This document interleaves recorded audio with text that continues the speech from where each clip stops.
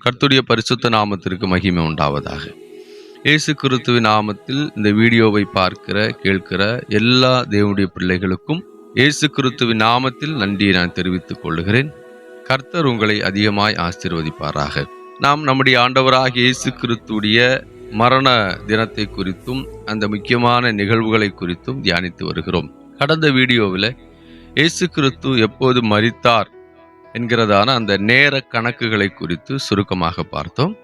இந்த வீடியோவில் ராபோஜனம் எடுத்த அந்த நேரத்திலிருந்து இயேசு கிறிஸ்து சிலுவையில் மரித்ததான அந்த தருணம் வரைக்கும் நடைபெற்ற முக்கியமான சில நிகழ்வுகளையும் ஆண்டவர் பேசினதான சில காரியங்களையும் அங்கே நடந்த சம்பவங்களையும் குறித்து நாம் சுருக்கமாக சில காரியங்கள் மாத்திரம் தியானிக்க போகிறோம்.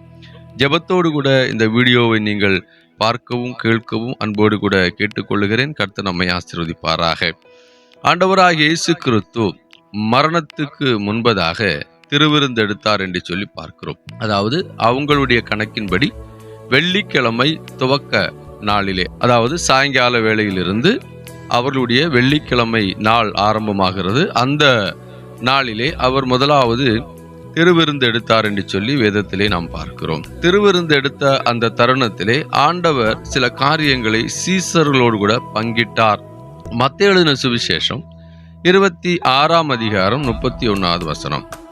அப்பொழுது இயேசு அவர்களை நோக்கி, மெய்ப்பனை வெட்டுவேன், மந்தையின் ஆடுகள் சிதறடிக்கப்படும் என்று எழுதியிருக்கிறபடி இந்த ராத்திரியிலே நீங்கள் எல்லோரும் என் நிமித்தம் இடரல் அடைவீர்கள் என்று ஆண்டவர் சொன்னார்.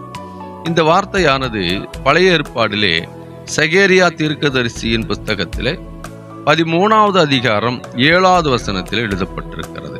பட்டயமே என் மெய்ப்பன் மேலும் என் தோழனாகிய புருஷன் மேலும் எழும்பு என்று சேனைகளின் கர்த்தர் சொல்லுகிறார்.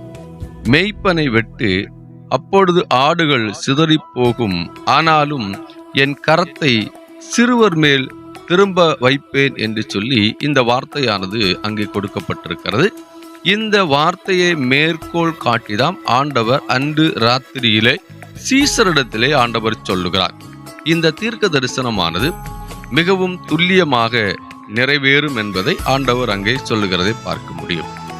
4 சுவிசேஷத்திலும் ராபோஜனத்தை குறித்து எழுதப்பட்டிருக்கிறது. மத்தேயு 26 26 முதல் 28 வரை இருக்கிற வசனங்களிலும், மார்க்கு 14 22 முதல் 24 வரை இருக்கிற வசனத்திலும், லூக்கா 22 19 முதல் 20 வரை இருக்கிறதான வசனத்திலும், யோவான் 13 1 முதல் 5 வரை இருக்கிறதான வசனம், 14 முதல் 15 வரை இருக்கிறதான வசனம். இந்த வசனங்களிலே ஆண்டவராகிய இயேசு கிறிஸ்து திருவிருந்து எடுத்தது, அதாவது ராபோஜனம் எடுத்ததை குறித்து பதிவு செய்யப்பட்டிருக்கிறது. இது நமக்கு நன்றாக தெரிந்ததான ஒரு வேத பகுதி. இந்த இடத்திலே ஆண்டவர் சொல்லுகிறதான ஒரு காரியம்தான் ஆடுகள் சிதறடிக்கப்படும் என்று. ஆடுகள் என்று அங்கே சொல்லப்பட்டிருக்கிறது தம்முடைய சீசர்களை குறிக்கும் என்று மிகவும் தெளிவாக ஆண்டவர் சொல்லுகிறார். இன்று ராத்திரியிலே நீங்கள் சிதறடிக்கப்படுவீர்கள், என் நிமித்தம் இடரல் அடைவீர்கள் என்று சொல்லி ஆண்டவர் அங்கே சொல்லுகிறார். அதாவது இதுவரைக்கும் என்னோடு கூட நீங்க இருந்தீங்க, ஊழியத்தில் கூட இருந்தீங்க, நான் போகிற இடத்துலலாம் கூட இருந்தீங்க, நிறைய அற்புதங்கள் அடையாளங்களை நான் செய்தேன், அதை உங்களுடைய கண்களினாலே பார்த்தீங்க, என்னை நீங்க அதிகமா நேசித்தீங்க, இதெல்லாம் ஓகே. ஆனால் இன்று ராத்திரி நீங்கள் என்னை விட்டு ஓடி போவீர்கள், அது நிச்சயம் என்று ஆண்டவர் சொல்லுகிறார். இது யதார்த்தமாய் நடந்ததான ஒரு நிகழ்வல்ல. இதை குறித்து ஏற்கனவே தீர்க்க தரிசனம் உரைக்கப்பட்டிருக்கிறது என்று சொல்லி ஆண்டவர் சொல்லுகிறார். நீங்கள் என் நிமித்தம் இடரல் அடைவீர்கள் என்று அங்கே வேதம் மிகவும் தெளிவாக சொல்லுகிறது. ஏன் இந்த வார்த்தையை ஆண்டவர் சொல்லுகிறார் என்று சொன்னால், அன்று ராத்திரியிலே இயேசு கிறிஸ்துவை அவர்கள் சிறை பிடிக்கும் போது சீசர்கள் எல்லாம் பயந்து ஓடி விடுவார்கள் என்று முன்கூட்டியே ஆண்டவர் தீர்க்க தரிசனமாக அவர்களிடத்திலே சொல்லுகிறார். மத்தேயு 26 31, மார்க்கு 14 27, யோவான் 16 1 வசனங்களிலே இந்த வார்த்தை பதிக்கப்பட்டிருக்கிறது. என் நிமித்தம் நீங்கள் இடரல் அடைவீர்கள். இடரல் என்கிறதான இந்த வார்த்தைக்கு கிரேக்க மொழியிலே என்ன கொடுக்கப்பட்டிருக்கு அப்படின்னா, ஸ்கான்லிஸ் தோசோஸ்தே என்கிறதான வார்த்தை பயன்படுத்தப்பட்டிருக்கிறது. இந்த வார்த்தையுடைய பொருளானது தடுமாற்றம் அடைவீர்கள். உங்களுடைய விசுவாசம் தடுமாற்றம் அடையும். நீங்கள் நம்பிக்கையிலே சற்று பின்னிட்டு போவீர்கள். நீங்கள் என்னை விட்டு ஓடி போவது மாத்திரமல்ல, உங்களுக்கு நிறைய குழப்பங்களும் கேள்விகளும் வரும். ஏன்னா இன்னைக்கு ராத்திரி நடக்க போகிற நிகழ்வு அதுதான். இதுவரைக்கும் நீங்க என்னை குறித்து உங்களுடைய மனதிலே கட்டி வைத்திருந்த அந்த கோட்டைகளுக்கு ஒரு சின்ன ஓட்டை விழும்.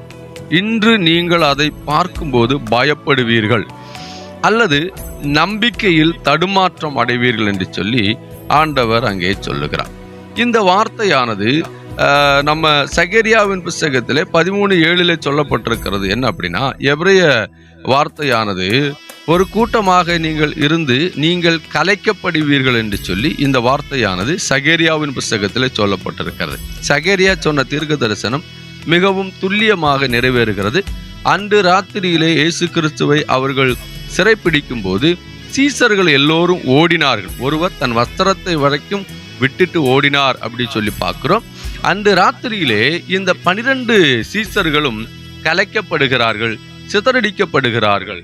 நம்முடைய கிறிஸ்தவ வாழ்க்கையிலும் சில நேரங்களிலே ஏதாவது நடக்காமல் இருக்கும்போது அல்லது தேவன் செய்யாமல் இருக்கும்போது இப்படிப்பட்டதான ஒரு மனநிலை நமக்கு வரும். நாம ஆண்டவரை ஒன் சைடா மாத்திரம்தான் பின்பற்றுகிறோம். அதாவது எல்லாம் செய்கிற, எல்லாம் நமக்கு செய்து கொடுக்கிற, எப்போதும் கூட இருக்கிற, அற்புதங்கள் மாத்திரம் செய்து வருகிற இப்படிப்பட்ட ஒரு தெய்வத்தை மாத்திரம்தான் நாம நம்முடைய மனதிலே வைத்திருக்கிறோம். ஆனால் சில நேரங்களிலே அவர் பொறுமையாக இருப்பார். சில நேரங்களிலே சில சூழ்நிலைகளுக்குள்ளாக தேவன் நம்மை அனுப்புவார். அந்த இடங்களிலெல்லாம் நாம் சிதறடிக்கப்பட வாய்ப்புகள் இருக்கிறது அல்லது கலைந்து போகிறதுக்கான வாய்ப்புகள் இருக்கிறது. நம்முடைய நம்பிக்கைகள் தடுமாற்றம் அடைய வாய்ப்புகள் இருக்கிறது. ஆனால் என்ன வந்தாலும் தேவ சமூகத்திலே நாம் நம்முடைய நம்பிக்கையில் தடுமாற்றம் அடையாதபடி நிற்க வேண்டும் என்று சொல்லி ஆண்டவர் இந்த வசனத்தின் மூலமாக நம்மிடத்தில் பேசுகிறார். கர்த்தர் உங்களை இந்த வசனத்தின் மூலமாக ஆசீர்வதிப்பார். God bless you.